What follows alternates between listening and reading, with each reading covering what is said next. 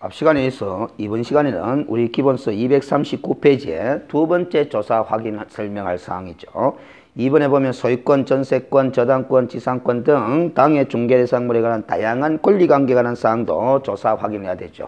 자, 기본적으로 권리관계에 관한 사항은 우리가 조사 확인 방법상 공부를 통해서 확인할 수 있죠. 등기사항증명서. 그래서 우리가 공시법에서 등기사항증명서를 볼 줄 알아야 되겠습니다. 그래서 표제부, 갑구, 얼굴 안에 어떤 식으로 무엇이 기재되는지 공시법 시간에 다 학습한 것을 이 과목에 혹시 변형시켜서 응용시켜서 내더라도 활용할 수 있도록 학습을 잘 하셔야 되겠죠. 자, 전체적인 아웃라인을 잡겠습니다. 이 권리관계에 관한 사항의 확인 범위라는 것은 1번에 보시면은 등기부에 기재된 권리뿐만 아니라 등기부에 기재되지 않은 권리관계도 포함이 된다라는 겁니다. 꼭 등기부에 기재된 권리만 포함하는 것이 아니다라는 거죠. 자, 그래서 우리 중개 실무 영역에서는 등기부에 기재된 권리관계보다는 등기부에 기재되지 않은 권리관계에 관해서 중개 이론적 지식들을 자주 물어봐요. 그 가장 대표적으로 법정지상권이라든가 분묘기지권, 더욱더 분묘기지권에 관해서 아주 자주 물어보는 거죠. 그 분묘기지권은 등기되진 권리가 아니죠. 그래서 등기부를 통해서 확인할 수 없습니다. 그래서 분묘기지권에 관한 중개 이론적 지식을 가지고 있느냐 없느냐 그걸 잘 물어보는 거죠. 결국 민법에서도 분묘기지권에 관한 문제가 자주 나오지만은 이 실무 쪽에서 더욱더 자주 나옵니다. 오히려 민법에서는 법정지상권에 관한 걸 중요시 출제 여기고 오히려 실무 파트에서는 분묘기지권에 관한 사항을 더욱더 자주 물어보는 그런 사항입니다. 그래서 이런 문제가 나오면 민법 문제처럼 느낌이 와닿는 거죠. 그래서 민법이 중개 실무에 영향을 조사 확인 실무를 수행하는데 이런 권리관계에 관한 사항을 조사 확인 설명할 때는 민법적 지식과 공시법적 지식이 모두 종합해서 활용이 돼야 된다라는 거죠. 자, 이번에 그래서 등기부를 확인할 수 있는 권리는 먼저 개업공인중개사가 등기부를 발급받거나 열람해서 확인하게 되겠죠. 그래서 관로에 보시면은 240페이지에 토지 건물이 동일 지번이라 할지라도 토지 등기부와 건물 등기부를 모두 확인하여야 한다. 이것도 시험 지문에 나왔던 부분이죠. 그래서 이쪽 중개 실무 쪽에서는 그렇게 공시법 쪽이 활용되더라도 그렇게 어려운 건 아닙니다. 개업공인중개사는 등기부상의 권리관계에 관한 사항을 누락시키거나 오인하여 잘못 설명하게 되면 결국 손해배상 책임을 부담하게 되는 경우가 되죠. 등기부 등본의 내용이 또 수시로 변화하고 있다는 점을 유의해가면서 성실 정확하게 확인해서 설명해야 되는 자세를 갖춰야 될 것이고, 그리고 더 나아가서 우리가 확인해야 될 권리관계 범위는 등기부로 확인할 수 없는 권리조차도 확인 설명을 해야 된다는 거죠. 무슨 주임에 따라서 선량한 관리자의 주임에 따라서. 그래서 현장 답사 시에 이해관계 등에 대한 질문이나 탐문을 통하여 이를 파악해가지고 설명해야 되고, 필요하다면 이 등기부에 기대지 않는 권리관계, 소위 실제 권리관계죠. 또 미공시 물건의 소유관계, 이런 것들이죠. 이런 것들은 우리가 앞 시간에도 이야기했다시피 상태에 관한 자료의 범위에 포함돼서 권리를 이전하고자 하는 의뢰인에게 자료 제출을 요구해서 확인할 수도 있을 것이다 라는 겁니다. 자, 이 부분과 관련해서 우리가 실무에서 이제 중개 이론적 지식으로 민법의 법정지상권에 관한 문제도 몇 차례 등장한 바 있고, 또 분묘기지권에 관한 내용은 아주 자주 물은 바가 있습니다. 그래서 법정지상권이 성립되는 5가지 케이스에 대해서 간략하게 소개를 해둔 거는 우리가 민법에서 주로 더 많이 물어보거든요. 그래서 민법 교재를 활용해서 점검을 하시고 이 부분은 참고하시기 바랍니다. 그래서 241페이지에 등기되지 않는 권리관계로서 우리가 알아야 될 지식으로서 분묘기지권에 관해서 상세하게 좀 살펴보도록 하겠습니다. 시험에 아주 잘 나온다는 거죠. 특히 이 분묘기지권에 관해서는 장사 등에 관한 법률이라는 성문법과 함께 한 문제로 또 잘 구성이 됩니다. 그래서 장사 등에 관한 법률의 내용은 저 뒤편에 중개실무 강론편에 따로 이 도표로서 정리를 해두고 그때 가서 학습을 하도록 하겠습니다. 자, 분묘기지권이라는 게 무엇이냐라는 거죠.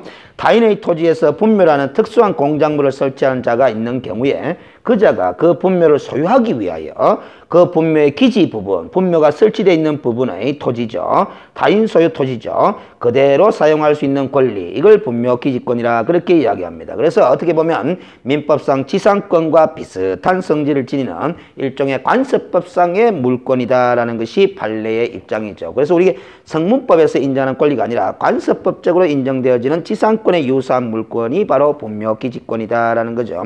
이 분묘기지권이 성립되는 경우가 3가지 케이스가 있습니다. 그래서 이번에 취득요건 보면 양갈로 1번이 있죠. 양갈로 1번이 있고, 뒷페이지 보면 양갈로 2번이 있고, 양갈로 3번이 있죠. 그래서 요 3가지 요건에 따라서 분묘기지권이 성립이 된다라는 거죠. 그래서 첫 번째 판례상 분묘기지권이 당연히 성립하고 취득되는 경우 세 가지가 있다라는 거죠. 첫 번째가 소유자의 승낙을 얻어서 그의 소유지 안에 분묘를 설치한 때, 승낙을 얻어서 소유지 안에 분묘를 설치한 때 당연히 분묘기지권이 성립이 되는 겁니다. 가장 바람직한 상황이죠. 그런데 2번 봅니다. 타인 소유 토지에 그의 승낙 없이 분묘를 설치한 경우에는 20년간 평원 공연하게 그 분묘의 기지를 점유함으로써 분묘기지권을 시효취득으로서 성립되는 경우도 있습니다. 그래서 분묘기지권도 시효취득이 인정된다라는 거죠. 자, 그래서 그 판례들이 시효취득을 인정하는 판례들을 A와 B를 소개해둔데 한번 보겠습니다. 그 분묘기지권에 관한 시험 문제가 나오면 판례 사례들이 대부분 나온다라는 거죠. 왜냐하면 관습법상 인정되어진 물건이기 때문에 판례 입장을 물어보는 것이 대부분입니다. 타인 소유 토지에 소유자의 승낙 없이 분묘를 설치한 경우도 20년간 평원 공연하게 그 분묘 기지를 점유하면 지상권 유사의 관습법상의 물건인 분묘기지권을 시효로 취득한다라는 것이 판례로서 정립이 되어 있고, B 보면은 타인의 토지 위에 분묘를 설치 또는 소유하는 자는 다른 특별한 사정이 없는 한 그 분묘의 보존 관리에 필요한 범위 내에서만 타인 토지를 점유하는 것이므로 그 점유의 성질상 소유의 의사가 추정되지 않는다고 할 것이지만, 토지를 매수 취득하여 점유를 개시함에 있어서 매수인이 인접 토지와의 경계선을 정확하게 확인해 보지 아니하고 착오로 인접 토지의 일부를 그가 매수 취득한 토지에 속하는 것으로 믿고서 점유하고 있다며 평원 공연하게 점유하고 있는 거죠. 인접 토지의 일부에 대한 점유는 바로 소유의 의사에 기한 것으로 보아야 할 것이다. 원칙적으로는 그 분묘 기지를 점유하는 것은 소유의 의사가 없는 것으로 보는 것이 마땅하지만은 이런 경우에는 즉 평원 공연하게 점유한 것으로 볼 수 있는 이런 경우에는 소유의 의사가 인정된다라는 겁니다. 이 경우 인접토지의 점유 방법이 분묘를 설치 관리하는 방법이었다 하더라도 점유자의 소유 의사를 부정할 것은 아니기 때문에 시효취득이 인정된다라는 겁니다. 그 다음 동그라미 3번 보겠습니다. 자기 소유의 토지에 분묘를 설치한 자가 후에 그 분묘 기지에 대한 소유권을 보류하거나 또는 분묘도 함께 이전한다는 특약을 함이 없이 그 분묘가 설치된 토지를 매매 등으로 처분한 때는 관습법상의 법정지상권과 유사한 형태로 분묘기지권이 성립한다라는 겁니다. 그래서 이 부분은 우리가 이 분묘를 설치했는데 토지가 있죠. 이 토지도 갑이 소유하고 있고 분묘를 설치한 사람도 갑이다라는 겁니다. 그런데 이 갑이 토지를 매매 처분을 하면서 이 분묘를 철거한다라는 특약을 하지 않은 상태에서 이 토지만을 매매를 해가 토지의 소유자가 을로 변경이 됐을 때는 이 분묘 설치자인 이 갑은 지상권에 유사한 이 타인 소유 토지죠. 을 소유의 토지죠. 이 토지를 이용할 권리, 그 지상권이죠. 그 지상권에 유사한 분묘 기지권을 취득하게 된다라는 겁니다. 알겠어요? 이 분묘를 소유하기 위해서 분묘가 설치된 타인 소유의 토지를 이용할 권리, 그게 바로 민법상 지상권과 유사한 개념이 되는 거죠. 그래서 지상물이 분묘이기 때문에 분묘기지권 형태로 지상권을 취득하게 된다라는 소리가 됩니다. 그 다음 242페이지 보면 양갈로 이번에 이때의 분묘는 그 내부에 시신이 안장되어 있는 것을 의미하는 것이기 때문에 예장은 분묘기지권이 인정되지 않는다라는 거죠. 가묘는 인정되지 않는다라는 겁니다. 양갈로 3번에 등기는 그 요건이 아니다라는 거죠. 묘의 모양, 즉 봉분이 바로 공시방법의 역할을 하기 때문에 굳이 등기를 하지 않으라도 분묘기지권은 성립된다라는 겁니다. 그렇기 때문에 평장된 것으로서 외부에서 인식할 수 없는 경우라든가 암장된 경우는 공시 기능이 없기 때문에 분묘기지권이 성립되지 않는다라는 거죠. 자, 그리고 분묘란 그 내부에 사람의 유골, 유해, 유발 등 시신을 매장하여 사자를 안장한 장소를 말하고 장래의 묘소로서 설치한 등 그 내부에 시신이 안장되어 있지 않은 것, 소위 가묘죠. 예장입니다. 분묘라고 할 수 없다. 따라서 분묘기지권이 성립하기 위해서는 봉분 등 외부에서 분묘의 존재를 인식할 수 있는 형태를 갖추고 있어야 되고 평장되어 있거나 암장되어 있어 객관적으로 인식할 수 있는 외형을 갖추고 있지 아니한 경우에는 분묘기지권이 인정되지 아니한다. 이러한 특성상 분묘기지권은 등기 없이도 취득하는 물권이다라는 거죠. 자, 이렇게 해서 제가 판례를 길게 다 읽어드렸는데 간단하게 메모한 거는 평장된 것으로서 외부에 인식할 수 없는 경우라든가 암장된 경우는 분묘기지권이 인정되지 않는다. 이렇게 짤막하게 공부를 하게 되면은 기억이 오래 가지 않습니다. 또 응용이 되지도 않고. 그래서 가급적 판례의 내용들은 가급적 판결문 요지 전체를 꼼꼼하게 다 읽으면서 이 판례의 취지가 어떻구나 하는 걸 깨달은 방식으로 학습을 하셔야 됩니다. 대부분의 중개사 수험 공부하는 사람들이 판례를 어렵게 느끼는 이유가 교재 탓도 있습니다. 왜냐하면 교재에 판례를 소개하면서 너무 축약을 해놨거든요. 그래서 그 축약을 해놓은 그 글들을 읽으니까 어떤 취지에서 이런 결론에 이르는 건지를 알지를 못하죠. 그러면서 그 축약된 그 판례의 문장을 그대로 외우는 방식으로 공부를 하기 때문에 판례 공부는 어렵다. 이렇게 이야기를 할 수 있거든요. 그래서 저는 가급적 교재를 편집할 때 판결문의 요지를 가급적 줄이지 않고 원 문장을 그대로 수록하고 있습니다. 그 가급적 읽어주시면 됩니다. 그럼에도 불구하고 그 많은 문장들을 다 익히기가 힘들고 또 핵심적인 표현이 무엇인지를 모르기 때문에 제가 진한 글씨로 진하게 처리해 놓고 있는 거죠. 자, 그 다음 3번에 분묘기지권의 권리의 내용이라는데 핵심은 이렇습니다. 결국 분묘기지권은 이 분묘를 소유하기 위해서 분묘가 설치된 타인 소유의 토지를 이용할 권리가 바로 분묘기지권의 내용이죠. 자, 그래서 분묘를 소유하기 위해서만 타인의 토지를 제한된 범위 내에서 사용할 권리가 바로 분묘기지권이다라는 겁니다. 왜 그런 권리를 인정하느냐? 그건 좀 이따 판결문의 요지들을 읽어보면 이런 결론이 이릅니다. 요 분묘를 설치한 사람은 우리나라의 전통적 관습상 분묘의 소유 봉제사를 할 수 있도록 보호를 해줘야 되지 않느냐라는 거죠. 전통적 관습상.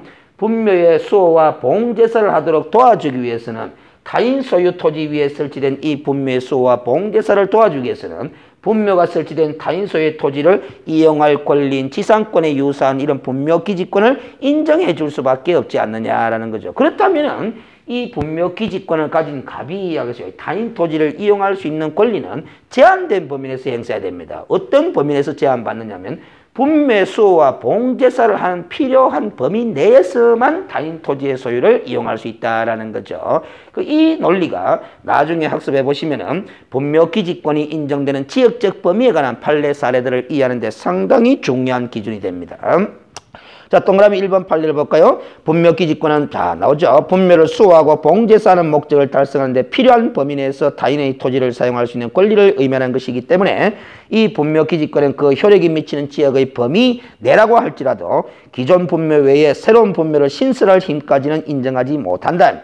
따라서 부부 중 일방이 먼저 사망하여 이미 그 분묘가 설치되고 그 분묘기지권이 미치는 범위 내에서 그 후에 사망한 다른 배우자 일방을 단분 형태든 쌍분 형태든 분묘를 새롭게 설치하는 것은 분묘기지권이라는 권리의 권능, 힘에 포함되지 않는다라는 것입니다. 분묘 수호와 봉제사를 수호하는 데 필요한 범위, 그 분묘는 기존 분묘죠. 그래서 새로운 분묘를 신설할 권능까지는 허용하지 않는다라는 겁니다.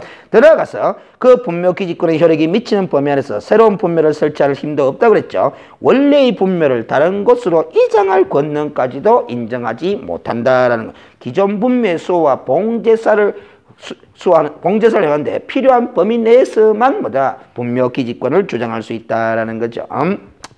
이렇게 해야만이 토지 소유권도 보호를 할 수 있는 범위가 되는 거죠. 양갈로 이번에 분묘기지권이 미치는 범위, 자, 이 부분에서 영향을 미칩니다. 분묘를 수호하고 봉사하는 목적을 달성하는 데 필요한 범위 내까지만 분묘기지권을 미친다. 이게 핵심입니다.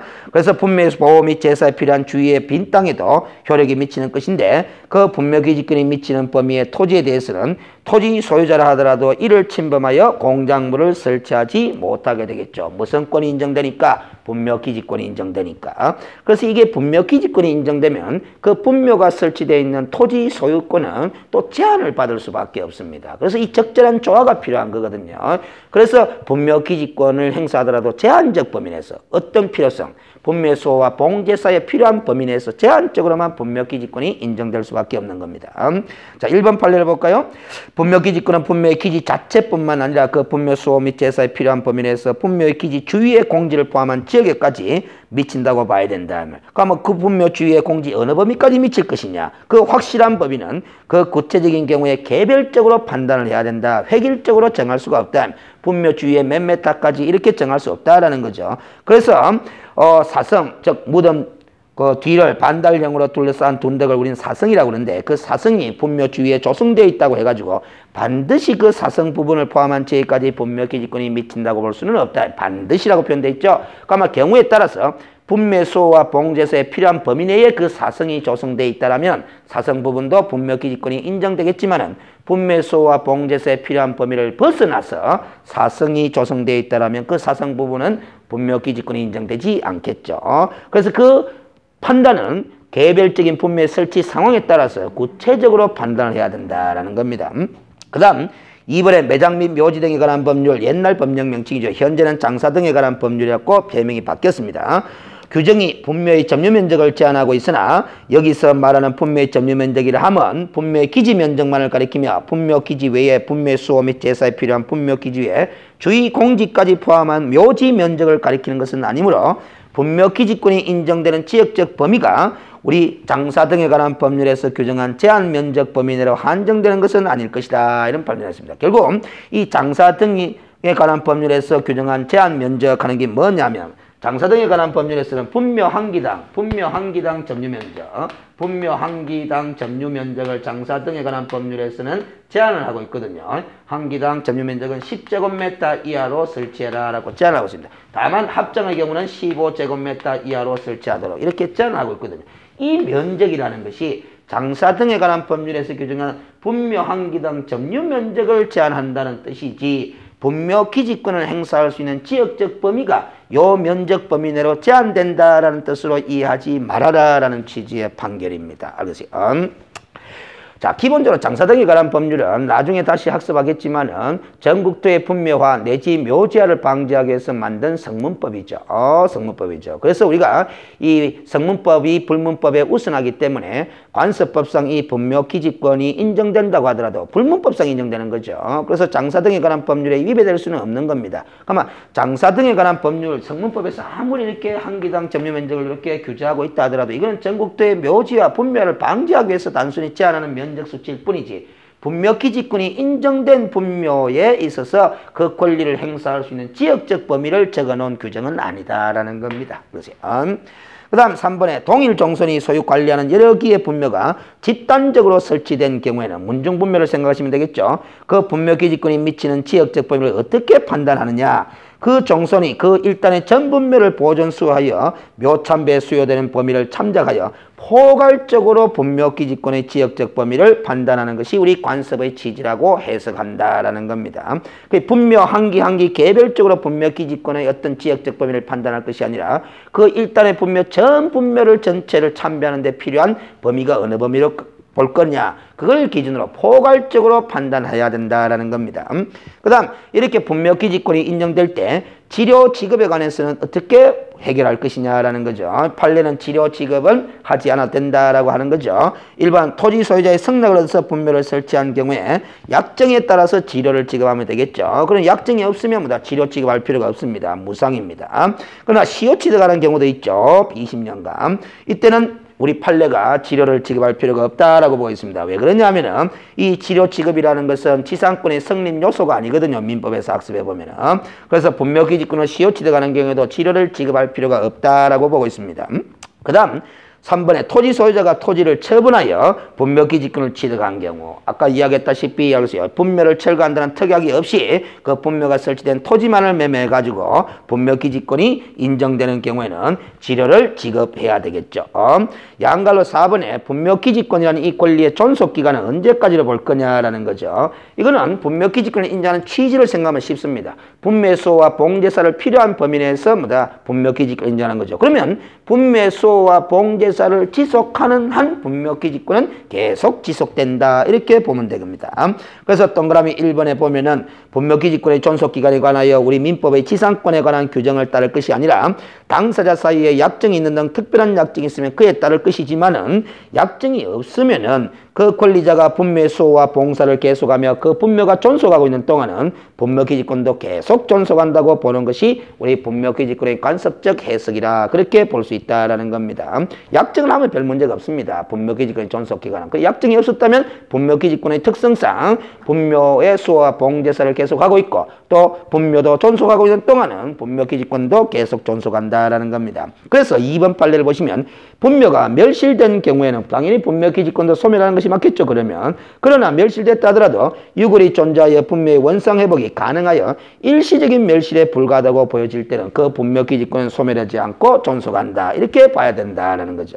그리고 동그라미 3번에 보면은 분묘기지권은 그 집단된 전분묘의 보존수를 위한 것이기 때문에 분묘기지권에 가하여 보존되어 오던 분묘를 가운데 일부가 분묘기지권이 미치는 범위 내에서 이장이 되었다라면 그 이장된 분묘를 위해서라도 분묘기지권의 효력은 그대로 유지가 된다고 봐야 된다. 그런데 이 문중분묘 집단적으로 설치된 분묘 상황에서 그 일부 분묘가 이장됨으로써 더 이상 분묘의 수호와 봉제 사이에 필요 없게 된 부분이 생겨났다면 그 필요 없게 된 부분에 대한 종전의 분묘기지권은 당연히 소멸한다고 봐야 된다라는 거죠.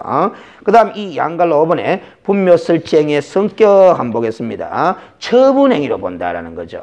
왜 그러냐면 분묘기지권이 인정이 돼버리면은 분묘기지권이 그 분묘가 설치되어 있는 타인 소유의 토지 소유자는 소유권 행사에 제한을 받기 때문에 결국 처분 행위로 본다라는 겁니다. 그래서 판례를 보시면 1번에 비법인 사단에 있어서 총유물의 관리 및 처분은 우리 민법 규정에 따르면 정관 기타 계약의 정함이 없으면 사원총회 결의에 의하여 하고 비법인 사단의 사원이 총유의 한 사람으로서 총유물인 임야를 사용 수익할 수 있다 하여도 임야에 대한 분묘 설치 행위는 임야에다가 분묘를 설치해주는 행위는 그 임야를 처분하는 행위다. 단순한 사용 수익 행위에 불과한 것이 아니라 관습에 의한 지상권 유사의 물건을 취득해 만들어버리는 처분 행위에 해당한다고 봐야 되기 때문에 사원총회 결의가 필요하다라는 겁니다.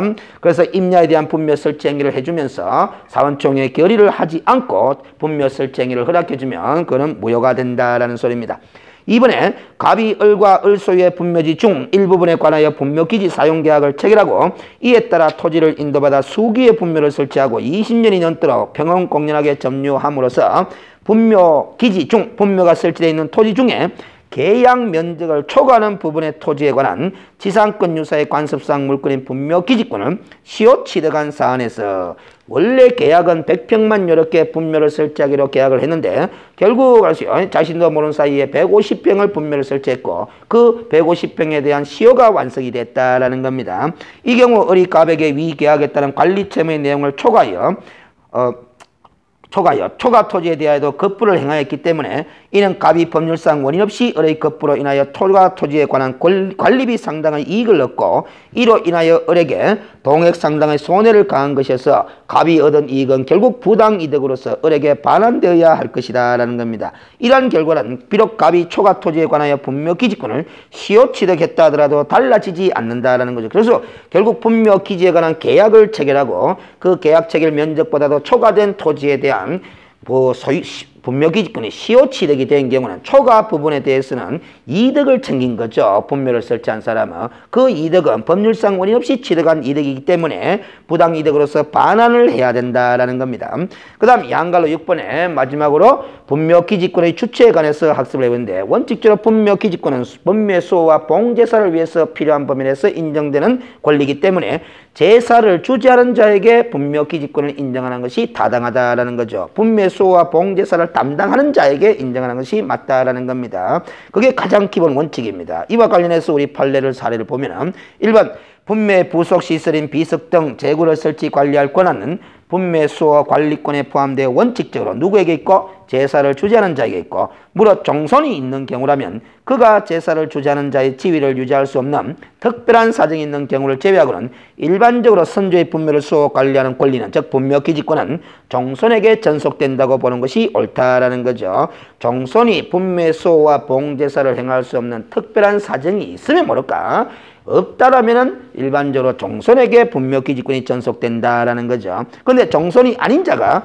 제사 주재자로서의 분묘에 대한 관리 처분권을 가지고 있다고 판단하기 위해서는 우선 정손에게 제사 주재자의 지위를 유지할 수 없는 특별한 사정이 있는지 없는지 여부부터 확인이 돼야 된다라는 소리입니다. 결국 이 판례들을 종합해 보면은 우리가 이제 정손에게 분묘 기지권을 우선적으로 인정해야 된다라는 거죠. 그런데 우선적으로 인정해주고자 했으나 그 정손에게 제사 주재자의 지위를 유지할 수 없는 특별한 사정이 있다라면 정손 이외의 자에게도 실질적으로 제사 주재를 담당하는 자에게 분묘 기지권을 인정할 수 있게 된다. 이런 소리가 됩니다.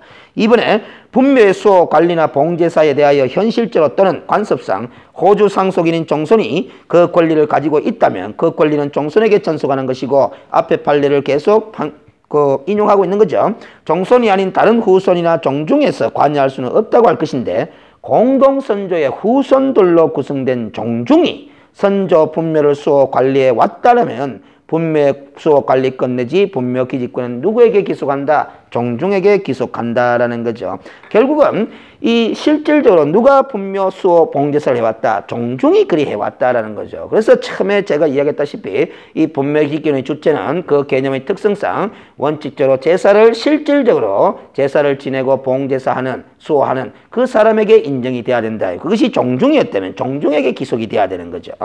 3번 임야의 소유권에 터잡아 분묘의 철거를 청구하려면은 분묘의 설치를 누가 하였건 그 분묘의 관리 처분권을 가진 자를 상대로 하여야 한다. 결국 분묘 기지권의 주체를 상대로 분묘의 철거를 청구해야 된다는 거죠. 결국 분묘가 설치되어 있는 토지, 임야의 소유자는 그 분묘 철거를 요구할 때는 분묘 설치한 사람이 누구든 관계없이 분묘 기지권을 가진 자를 상대로 분묘 철거를 청구해야 된다라는 거죠. 그건 결국 분묘 기지권을 보호하기 위한 취지죠. 4번 제사 주재자는 우선적으로 망인의 공동상속인들 사이의 협의에 의해서 정해져야 하되 협의가 이루어지지 않는 경우에는 제사 주재자의 지위를 유지할 수 없는 특별한 사정이 있지 않는 한 망인의 장남이 즉 장손이 제사 주재자가 되고 공동상속인들 중에 이들 아들이 없는 경우에는 망인의 장녀가 제사 주재자가 된다고 할 것이다 라는 거죠. 그래서 여자도 결국 분묘 기지권의 주체가 될 수 있는 겁니다. 그런데 우리가 기본적으로 앞에서 판례에서 봤다시피 제사 주재자는 문정분묘의 경우는 원칙적으로 정손에게 전속된다라는 겁니다. 그런데 이게 이제 망인 공동상속의 경우에는 공동상속인들 사이에 협의에 의해서 이루어지는 것이 더 우선이다라는 거예요. 그런데 협의가 이루어지지 않으면 정손에게 제사 주재자의 지위를 인정해야 되는데 그 정손에게 전혀 자손이 없다라고 한다. 또 공동상속인들 중에 자식도 없다, 후손이 없다라고 한다면 결국 망인의 돌아가신 분의 장녀가 또 제사 주재자가 된다고 봐야 된다라는 우리 대법원의 전원합의체 판결도 소개를 해놓고 있습니다. 자, 이렇게 해서 우리가 등기되지 않는 권리로서 시험 문제에 아주 자주 등장하는 분묘 기지권에 관한 판례 입장들을 정리를 해봤습니다. 그래서 기본적으로 전체적으로 다시 한번 보시면은 241페이지에 보시면은 분묘 기지권이라 하면 무엇을 뜻하는 건지, 그리고 분묘 기지권이 성립되는 세 가지 경우가 어떤 경우인지 그것들을 정리하시면 되겠고, 242페이지에 그 성립된 분묘 기지권이 어떤 권리인지, 어떤 권리로서 어느 범위까지 행사할 수 있는 것인지, 그게 이제 권리의 내용으로 소개되어 있는 거죠. 그리고 243페이지에 분묘 기지권이 성립됐을 때는 결국 타인 토지 위에다가 분묘를 설치한 케이스죠. 그러면 토지 소유자에게 지료를 지급해야 될 것인가 말 것인가, 그런 문제. 그리고 그 분묘 기지권의 권리도 언제까지 존속될 것으로 봐야 될 것인가, 그리고 그 분묘 설치의 성격은 처분행위다라는 점, 그리고 그 분묘 기지권 권리의 주체는 또 무엇인지, 이런 것들을 쭉 정리를 잘 해두시면 됩니다.